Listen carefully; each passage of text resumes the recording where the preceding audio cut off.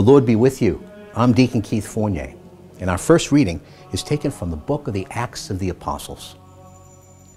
The Lord helped them, and a great number believed and were converted to the Lord. The news of them came to the ears of the church in Jerusalem, and they sent Barnabas out to Antioch. There he was glad to see for himself that God had given grace, and he urged them all to remain faithful to the Lord with heartfelt devotion. For he was a good man, filled with the Holy Spirit and with faith. And a large number of people were won over to the Lord.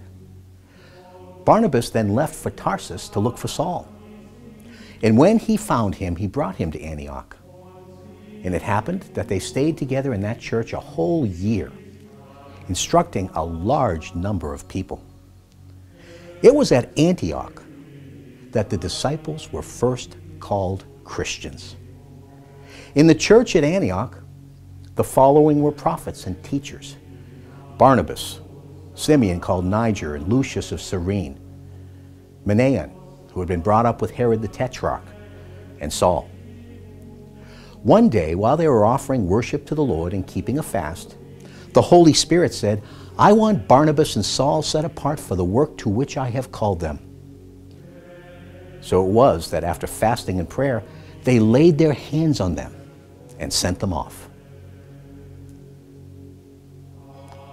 And our psalm?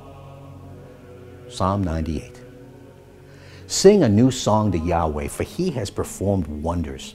His saving power is in his right hand and his holy arm.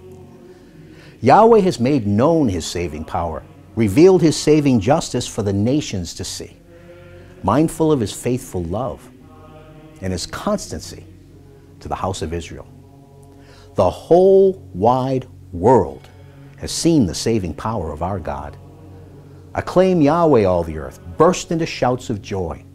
Play to Yahweh on the harp to the sound of instruments, to the sound of trumpet and horn. Acclaim the presence of the King. And a reading from the Holy Gospel according to St. Matthew. Jesus said, "And as you go, proclaim that the kingdom of heaven is close at hand. Cure the sick, raise the dead, cleanse those suffering from virulent skin diseases, drive out devils. You received without charge, give without charge. Provide yourselves with no gold or silver, not even with coppers for your purses, with no haversack for the journey, or spare tunic or footwear or a staff. For the laborer deserves his keep. Whatever town or village you go into, seek out someone worthy and stay with him until you leave. As you enter his house, salute it. And if the house deserve it, may your peace come upon it. If it does not, may your peace come back to you." The Gospel of the Lord.